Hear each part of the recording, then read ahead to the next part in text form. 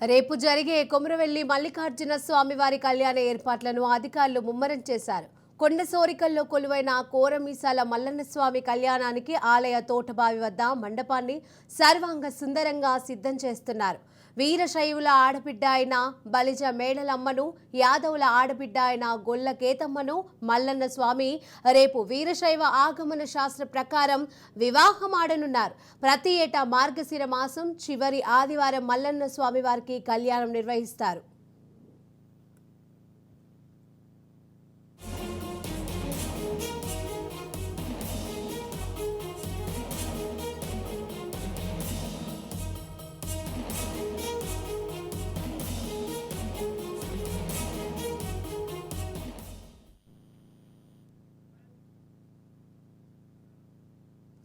దశాబ్దాల చరిత్ర కలిగిన కోరమీసాల కొమురవెల్లి మల్లన్న ఆలయం కోరిన భక్తులు కోరికలను తీర్చి కొంగు బంగారం అవుతూ విరాజిల్లుతూ వస్తోంది. రెండవ శ్రీశైలంగా పిలువబడే ఈ ఆలయంలో వీరశైవ ఆగమన శాస్త్ర ప్రకారం నిత్య పూజలు నిర్వహిస్తామని ఆలయ ప్రధాన అర్చకులు మల్లికార్జున్ తెలిపారు. ప్రతి ఏటా మార్గశిర మాసం చివరి ఆదివారం నాడు బలిజ వంశస్థులు వీరశైవ ఆగమ శాస్త్రం ప్రకారం వేద పండితుల ఆధ్వర్యంలో మల్లన్న స్వామి, బలిజ మేడలమ్మ, గొల్లకేతమ్మలను వివాహం ఆడడం సాంప్రదాయంగా వస్తోందని అన్నారు.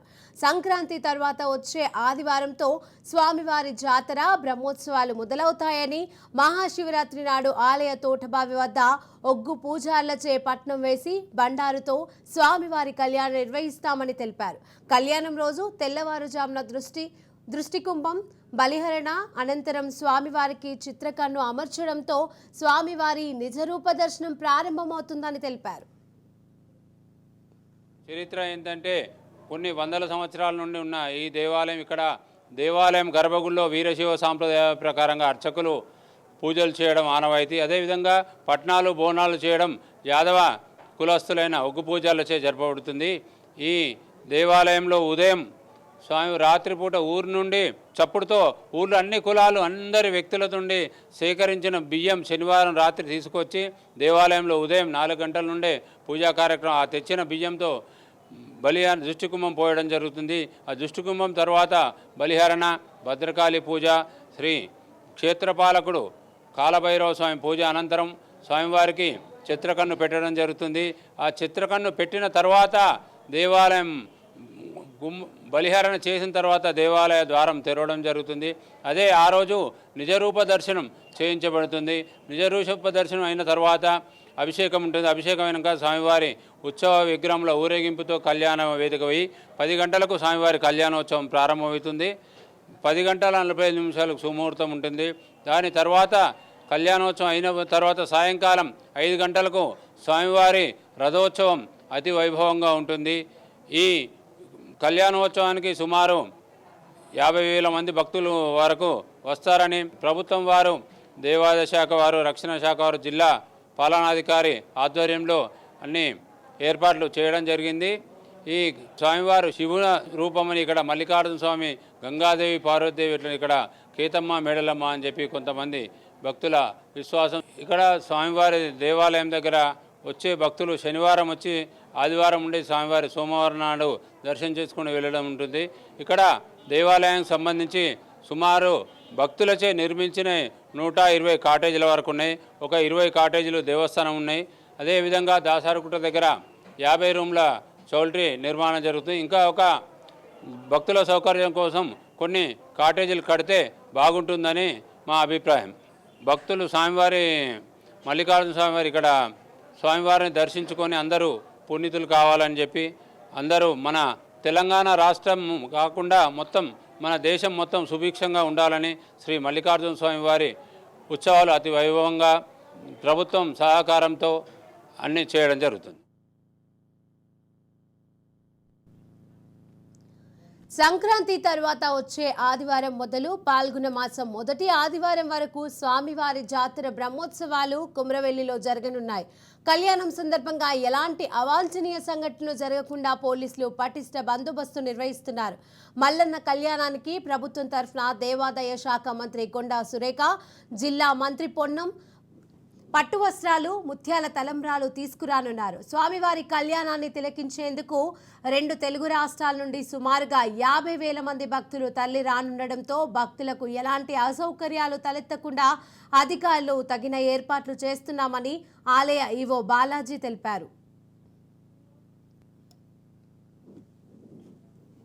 దేవాలయంలో 7/1/24 రోజున స్వామివారికి కళ్యాణంతో బ్రహ్మోత్సవాలు స్టార్ట్ అవుతుంది. ఈ కళ్యాణాన్ని గురించి శ్రీమతి గౌరవనీయులు కొండా సురేఖ గారు, దేవాదాయ శాఖ మంత్రివర్యులు మరియు శాసనసభ్యులు పల్లా రాజేశ్వర రెడ్డి గారు మరియు అందరు జిల్లా కలెక్టర్ గారి సమక్షంలో దేవాలయం యొక్క సమీక్ష సమావేశంలో మాకు పలు సూచనలు చేయడం జరిగింది. వీటన్నిటినీ కూడా మేము నిర్వహించి ఆ యొక్క కార్యక్రమాలన్నీ కూడా చేసి కళ్యాణ వేదిక దగ్గర సుమారుగా 5 నుంచి 6,000 వరకు భక్తులు కూర్చునేదానికి ఫెసిలిటీస్ చేయడం జరుగుతోంది. మరియు వచ్చే భక్తులకు గాను మేము సంబంధించి వారికి అందరికీ కూడా శానిటైజర్సు మరియు మాస్కులు కూడా ప్రొవైడ్ చేయడం జరుగుతోంది. 30,000 వరకు మాస్కులను తెప్పించడం జరిగింది. వచ్చిన భక్తులకు ఏ విధమైనటువంటి ఇబ్బందులు కలగకుండా మేము అన్ని ఏర్పాట్లు చేయడము జరిగింది. కాబట్టి ఈ కార్యక్రమము రేపు 7వ తారీఖు రోజు పొన్నం ప్రభాకర్ గారు మంత్రివర్యులు గారు కూడా ఇచ్చేయిస్తున్నారు. కాబట్టి వీరి ద్వారా స్వామివారికి దేవాదాయ శాఖ మంత్రివర్యులు మరియు గౌరవనీయులు మంత్రి గారు పొన్నం ప్రభాకర్ ద్వారా దేవాలయానికి పట్టు వస్త్రాలు కూడా సమర్పించడం జరుగుతుంది.